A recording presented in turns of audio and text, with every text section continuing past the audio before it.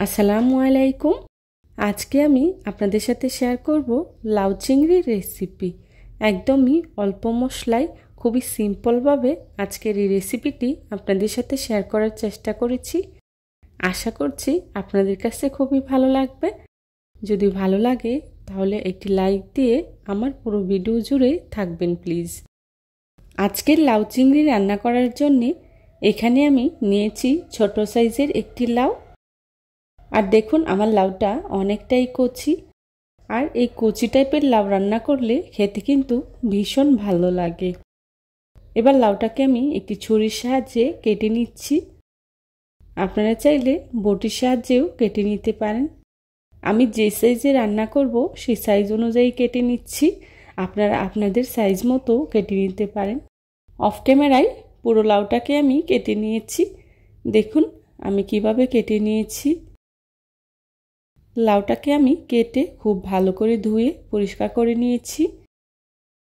এবার চুলায় একটি প্যান বসিয়ে এর মধ্যেই দিয়ে দিচ্ছি রান্না করার রেগুলার তেল 3 টেবিল চামচ।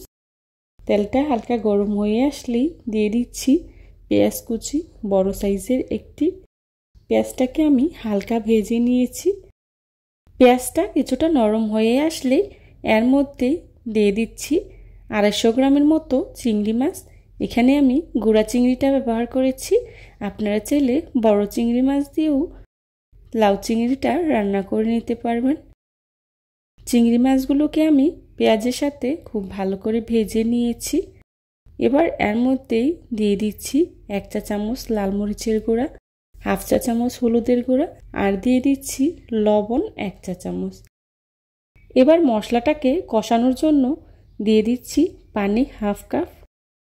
এখন সবগুলো মশলা একসাথে খুব ভালো করে মিশিয়ে নেব।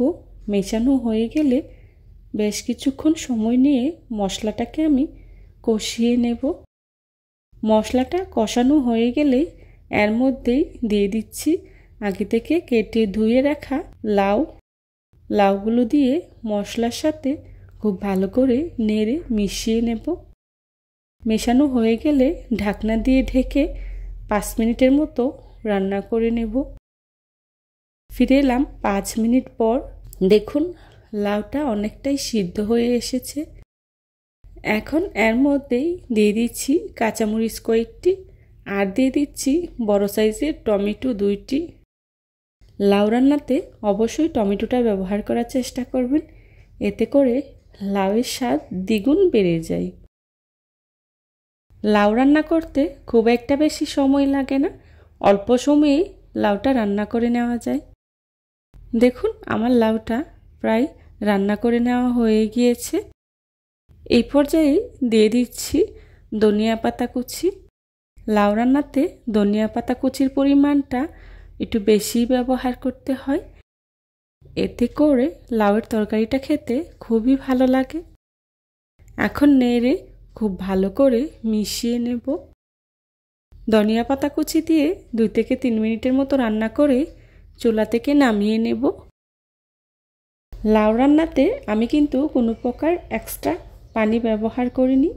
লাউ থেকে যে পরিমাণে পানি উঠেছে সেটা দিয়ে আমি লাউটা রান্না করে নিয়েছি। আমার লাউ রান্না অলমোস্ট ডান। এবার চুলা থেকে নামিয়ে একটি সার্ভিং ডিশে সার্ভ করে নেব। চেষ্টা করেছি খুবই সহজভাবে আজকের এই রেসিপিটি আপনাদের সাথে শেয়ার করার জন্যে। আশা করছি আমার আজকের এই রেসিপিটি আপনাদের কাছে খুবই ভালো লাগবে।